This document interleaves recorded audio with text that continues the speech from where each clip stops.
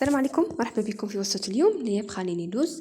هذا البخاليني نخدموا به بزاف وصفات، نخدموا به في الكيك، نخدموا فيه الديسير، نخدموا فيه بزاف صوالح. الكاطو سيرتو الكاطو رانا في وقت الكاطو نخدموا به. نروح عندنا هنا عبرت لكم بالكاس باش تجيكم سهله. واللي بغى يدير بالميزان يدير بالميزان. عندي نص كاس سكر وربع كاس ماء، وعندي كاس تاع لوز يكون محمص، حمصوه مليح باش يعطيكم البنه. بالميزان عندنا 150 غرام لوز، نص تاعها ماء ونص تاع الماء، نص تاع السكر ماء. نقولوا 150 غرام لوز، 75 غرام الماء، و30 حتى 35 غرام تاع الماء. نحطوا هذاك السكر مع الماء ونديروه يذوب، يبدا يتبدل اللون تاعه يولي في الاصفر باش نزيدوا عليه اللوز. شوفوا كيف في المره الاولى بداو تخلطوا غير كيما هكا، ديروا لا مغرف لا والو، خلطوا غير كيما هكا حتى يبدا يطبخ ويبدا يتبدل اللون تاعه. راك تشوفوا كيفاش يولي داير.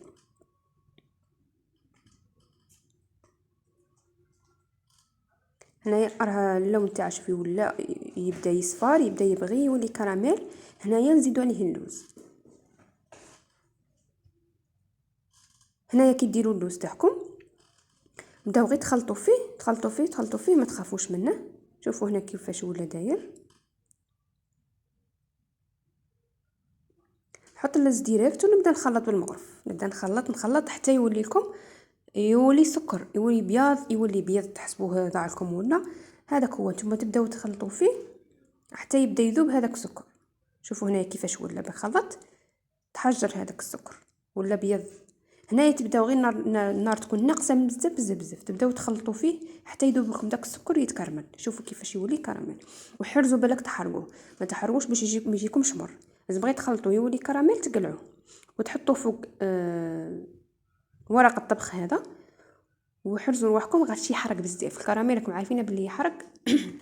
لازم تبلاطوه وترجعوه طبقه تكون رقيقه، لازم تكون على حبه باش يجيكم ساهل من بعد كنا تجي تطحنوه. شوفوا كيفاش خليته يبرد شويه غير يدفى، ماشي باش هذاك الكراميل ييبس. ومن بعد نبدا نكسره. شوفوا كيف نكسره، لازم يكون قطع صغار بزاف ونبداو نطحنوا فيه. لازم يكون الربو تاعكم يكون قوي باش يطحن لكم مليح. اذا كان عندكم شويه ماشي قوي، المهم طحنوا وحريحوا، طحنوا وريحوا باش ما يضيع لكمش العشوار تاعكم، باش ما يضيع لكمش العشوار تاعكم. واللي تبداو تطحنوا وتحبسوا، وكل مره تطحنوا وتحركوا. راكم تشوفوا كيفاش يولي. في المره الاولى غادي يولي شغل حسبوه طحنتوا اللوز وحده وصاي بودره، شغل بديروه لوز مرح.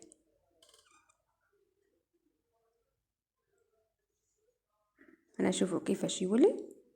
ومن بعد هنايا يبدا كي نبدا نطحنوا فيه يبدا يطلق في الزيت تاعه باش يولي لنا سائل. مره على مره تهودوا الاطراف، مره على مره تحركوا من تحت حتى يولي لكم سائل. راكم تشوفوا كيفاش يولي داير. الا شفتوا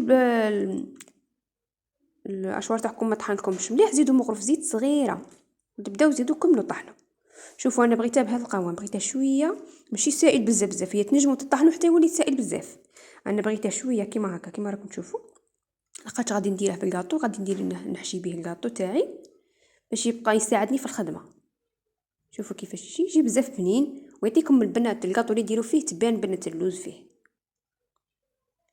غادي ندير لكم الكاطو الجاي ان شاء الله وصفه اخرى بهذا البخاليني لوز، ان شاء الله تجربوه. واللي مش باغي يديرها في الكاطو يدي فكره يدس الوصفه عنده باش نهار واحد اخر يسحق. ولكم سلام الوصفه الجايه ان شاء الله.